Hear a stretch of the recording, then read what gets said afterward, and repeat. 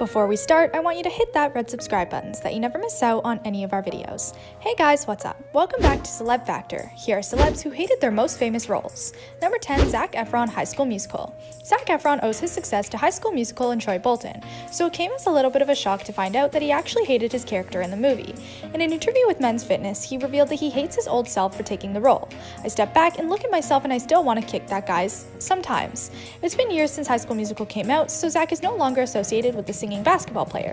He's now also known for his roles on The Greatest Snowman, Hairspray, and Dirty Grandpa. They're literally the biggest boy band in the world right now, and the Directioners' hearts shattered more than the bands on a break news.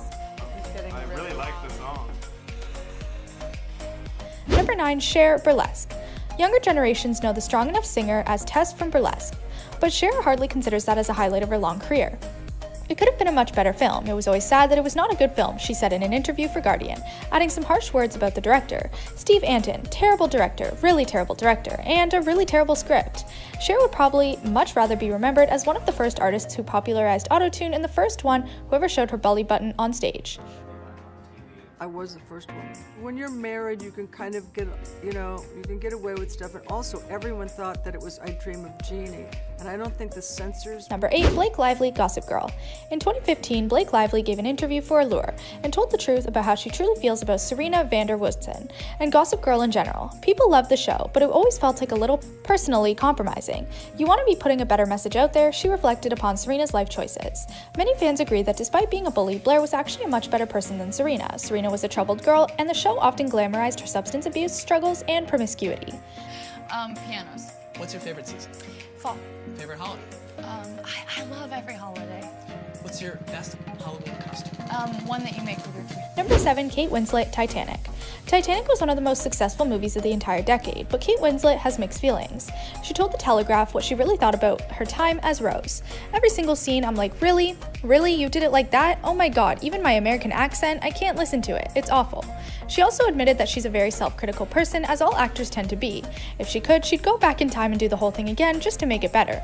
At least she got an awesome friendship out of her time on set. Kate and Leonardo DiCaprio remain great friends to this day. The film has evolved over time.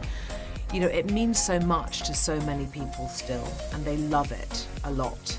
And there's a whole younger generation. Number 6, Allison Williams, Girls. Allison Williams didn't hate her time on Girls, but she definitely can't stand her character, Marnie. She told BuzzFeed that she didn't agree with her character's life decisions. In the beginning of the show, Marnie seemed to have her life together, according to societal standards. As she went on her quest to find her own voice, she often made mistakes and found herself increasingly lost. Those things really do affect your skin. For me, the revelation was I never paid any attention to my stress levels, and I rarely sleep. There should be no bright objects in your face right before you go. Number 5, Robert Pattinson, Twilight.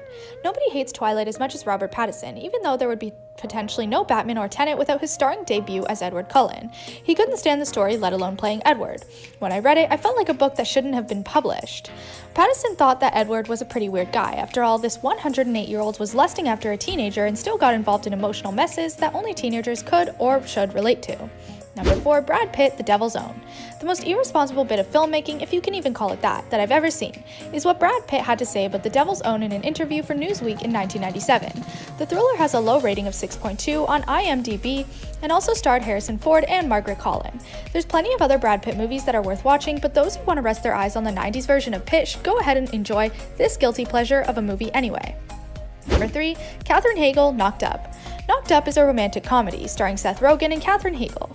After their characters Allison and Ben had a one-night stand, Allison gets pregnant. As revealed in Vanity Fair review, Heigl thinks that the movie is rather sexist as it portrays women as shrews, as humorless and uptight. Despite the fact that she hated to play such a difficult character, she enjoyed her time on the set, and she doesn't like the movie, but it definitely contributed a hefty sum to her net worth. Number 2, Matt Damon, The Bourne Ultimatum. According to The Atlantic, Matt Damon couldn't stand this movie. He had a problem with the screenwriter, Tony Gilroy, and the script he handed in. He called it a career ender and unreadable. Be that as it may, Matt Damon's career was far from over at that point. He's since been in Interstellar, The Martian, Promised Land, and many more projects. And number 1, George Clooney, Batman and Robin. George Clooney felt pretty bad about being one of the stars who portrayed Batman. He thought that he single-handedly ruined the whole franchise forever. So he was probably relieved to see that Batman is here to stay. His reason for taking the job was pretty logical. At that point, he hadn't made it big yet and saw it as an amazing job opportunity. But this brings us to the end of our video. I hope you enjoyed it. Hit like if you did, and don't forget to subscribe to our channel so you don't miss out on any of our videos in the future. Also, watch the 2 videos that are on your screen, because I'm sure you'll love them. And with that, I'll see you in the next video.